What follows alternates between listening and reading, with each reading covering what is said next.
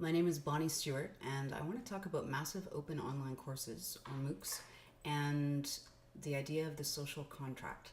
I'm taking part in this week's MOOC exploration, mini MOOC, meta MOOC, and basically it's a whole group of people trying to figure out what this MOOC stuff is, which I'm entirely not sure, but I find it a fascinating question. And the idea of what we're doing together when we try to learn together is the piece that I want to fasten onto, because it's the piece that interests me. Even when I learn from a book, I'm interacting with a text that somebody put out there. There is a relational aspect to learning.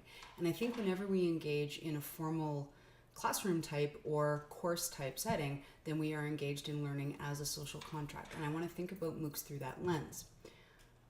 The first MOOC that I ever took part in was EdFutures. It was a connectivist MOOC in 2010. I was a peripheral participant at best. And I think one of the pieces that was most challenging for me in it was that the social contract was blown wide open, because rather than the traditional learn since kindergarten, and even not really broken down in most of the constructivist courses I've tried to teach and I've been part of, there was the idea of the teacher or professor at the center, controlling the curriculum, leading the way, and guiding everyone else along, potentially with some sort of modicum of peer-to-peer sharing, but not truly an open networked free-for-all, which is largely what that course ended up being.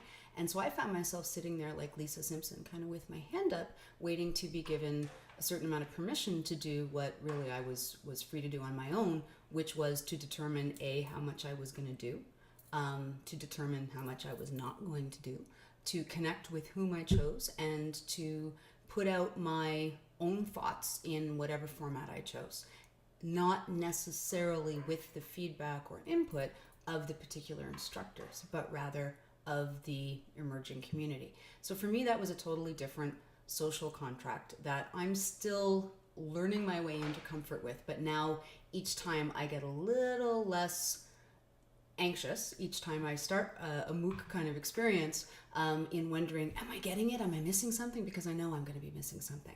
And I think that certainly when we look at the spectrum of MOOCs, and I don't think it is just an xMOOCs over here and connectivist MOOCs over here type situation by any means, but when we look at that spectrum, there are different social contracts all the way along. And as you move from traditional pedagogies out to the most blown wide open connectivist MOOCs, one of the things you've got to think about is what you're comfortable with as a learner in terms of your expectations of how people behave and what kind of sanctioned knowledge you're going to get within that social contract, within that learning experience. I think even the xMOOCs and the edX MOOCs particularly, which often appear, I haven't taken one yet, although I hope to, appear to have a more traditional, it's right or wrong, we're going to test you at the end type of pedagogy, simply on a large scale. In that case, the social contract is still to some extent broken, because it's higher ed and you're not paying for it, but you are putting your time in, but there isn't necessarily a push on you to finish. And so when we talk about, the success of MOOCs across the spectrum and the high rate of people dropping out, I think one of the things that we're not factoring in is that what social contract are people entering when they decide to get into a MOOC?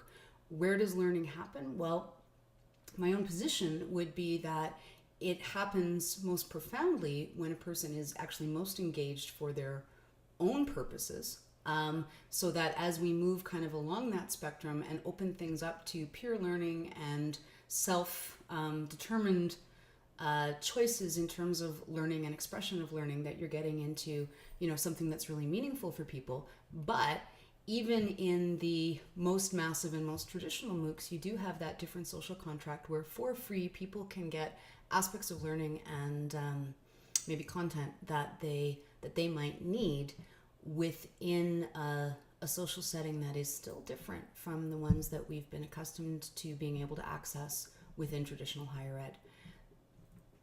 Thanks.